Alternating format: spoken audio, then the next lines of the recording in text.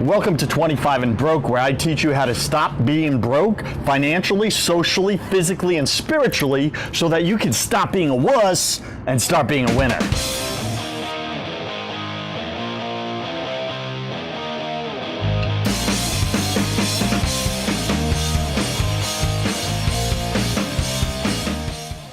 Today we're discussing how do I conquer my fear? How do I conquer my fear, right? So fear can show up in so many different areas of your life, right? So whatever fear that you're dealing with right now, that you're struggling with right now, I want you to apply what I'm going to speak about to that specific fear. Now, your fear may be different from someone else's, right? Bold Nation, we all have different fears. So let's focus on that fear right now, and let's talk about it. I'm going to use an example, a story from my own life, as I often do on every episode, where I had to face fear, right, and struggle through my own fear. So back in the day when I made a conscious decision that I needed to hit this goal that I wanted to achieve in my life, and I made that decision, I'm going to do whatever it takes for as long as it takes to achieve that goal, I realized that one of the things I needed to conquer was my fear of public speaking, glossophobia. I've mentioned this in other previous episodes. However, I'd like to readdress this because there's a different story that goes with this, and I think you're going to enjoy it. So one of the first steps after I made that decision, I did some research online of glossophobia, what's causing the fear inside of me to stand up in front of groups and crowds and that sort of thing, and why do I have panic attacks, and how do I stop that, how do I rip that out of me, get rid of it, because it was holding me back in my life.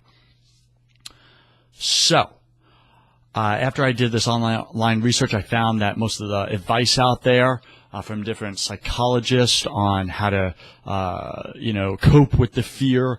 It was all BS, right? It was all this advice of how to live with it, how to settle for the fear. And I didn't want that. I wanted it out. I wanted it removed. I didn't want to live with it. Why do you want to live with something you hate, right? That doesn't make any sense, does it? So I wanted this out, and I couldn't find any good advice online. I found a little here, a little with this article, a little with this whatever report or white paper, and I kind of took all that information, the good stuff. I picked and chose what was right for me, what made sense for me, and I kind of put it into this report, and I called it the 10 Commandments of Public Speaking. And whatever, that made sense to me. Probably, it's a very cheesy name, I get that. But it worked for me, and I kind of started reading through this, and putting in all these positive affirmations into my head, and removing these kind of belief systems in me. And that, it helped me. It was a first step, but it was not the solution. So what it did was it got me from complete fear and panic, and it got me into being at least comfortable with taking the next step towards overcoming my fear, which was to sign up for a local Toastmasters chapter. Now, Toastmasters is a group nationally and globally where you could sign up and literally get encouragement and practice your public speaking with other peers who are also scared or fearful of public speaking. And they encourage you and lift you up and affirm you every time you do good. And even when you mess up and make mistakes, they still encourage you and lift you up, right? So it's like a support group for people with fear of public speaking. So anyway, I went to Toastmasters and got started with that. Went through an icebreaker talk, which was stand up for 2 minutes and talk about anything about yourself. And man, that freaked me out. I got to tell you, it freaked me out. But I did it anyway. Right? Things that scare you, I do them anyway. You have to do them anyway. We spoke about that on a previous episode as well. And, so I did it anyway. I got up and I did it, and people afterwards were like, yo, you really have a natural gift for speaking. Why are you here? You kind of don't really need this. And, I appreciate the compliment, but I did not believe that truth, right? I believed my own BS lie in my head. And, so I remember there was this one lady, and she was like the best speaker at that local chapter of Toastmasters. And she would stand up and just speak with this confidence and this poise and elegance And she was just so eloquent with her words, like a wordsmith. And I was like, wow, this woman is like, I want to be like her, man. And she was fearless. And so I remember after that first few times I saw her speak, I needed to speak with her afterwards. And after she finished the presentation at the end of the chapter meeting, I went over to her and I said, hi, my name is Joseph. I got to ask you, how did you do that? How did you overcome fear? Did you ever have fear, of public speaking? Because that's what I have. How did you overcome it? And now you do this with such confidence. How do you do that? I want what you have.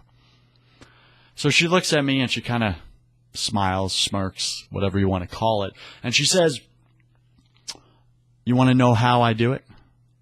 And I said, yes, absolutely. I want to know how you do it. That's what I want. And she goes, okay, I'll tell you my secret.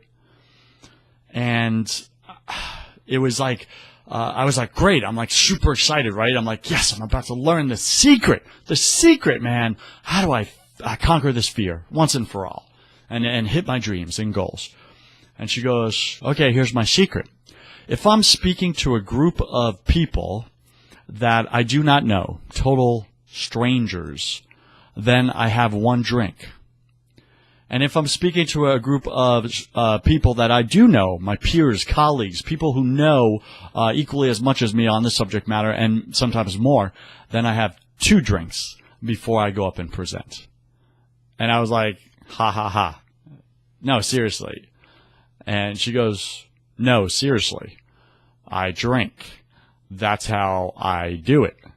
And I said, yeah, okay, got it, but no, serious. Yeah, I really want to learn, please teach me, how do you really do it? And she goes, I am serious. This is how I do it. I drink alcohol. And then she reaches into her purse and pulls out a metal flask. The little sipping thing where you can take alcohol with you on the go. And she pulls out a metal flask and my freaking jaw drops. And I'm like, are you kidding me? And she's like, no, I'm not kidding you. She's like, this is how I do it. And it loosens the nerves, etc. This is my way. Everybody has their own technique. And I was like, so freaking disappointed. Like, here's this woman I was looking up to, like a role model for speaking and professional speaking, and the freaking lady has to swig alcohol in order to get the courage to stand up in front of a group of harmless people and talk. And I said, that's not what I want. To me, that's not a solution. That's just coping with the fear. That's settling for the fear. And she goes, listen, if you think that you can overcome or conquer fear of public speaking, you're wrong. No one can. Everyone just lives with the fear and learns to cope with it. This is how I cope with it. You have to figure out how you're going to cope with it. There's no way around it. This is what you'll have to do. And I remember, I was just so angry. Don't tell me what I have to do. Don't tell me that I have to believe what you believe. And I remember I responded, I said, listen, coping with fear and living with it and settling to live with it, I was like, that may be your limiting belief system, but that's not mine. I want this out of me. I want it removed, and I know there's a way.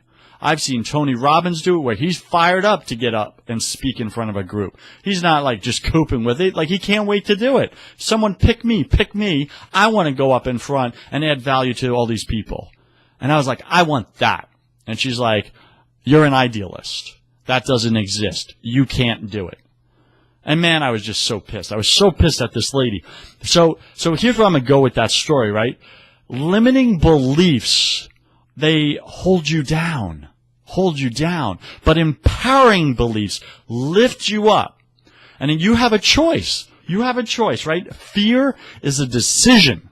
You can decide to stay down like this lady did and settle for the rest of your life and be a freaking wuss. That's your choice. Or you can decide like I did that I am going to overcome this fear. I want this fear out of me no matter what it takes and for however long it takes. And I did. Eventually I did. It took 2 to 3 years of my life, but my life changed ever since. And I am fearless when I stand up in front of a crowd. And yeah, do I get little, whatever, butterflies in my stomach or whatever? Yeah, I do. But I don't call that nervousness. I call that excitement. That's excitement, man. I'm excited to stand up and add value because I know I'm going to change lives. That's me. That's my story. You can do this too. So I encourage you. Be strong. Be courageous. Be bold. I am Joseph Warren, and you were meant for greatness. So stop being a wuss and start being a winner. I'll see you tomorrow. Peace.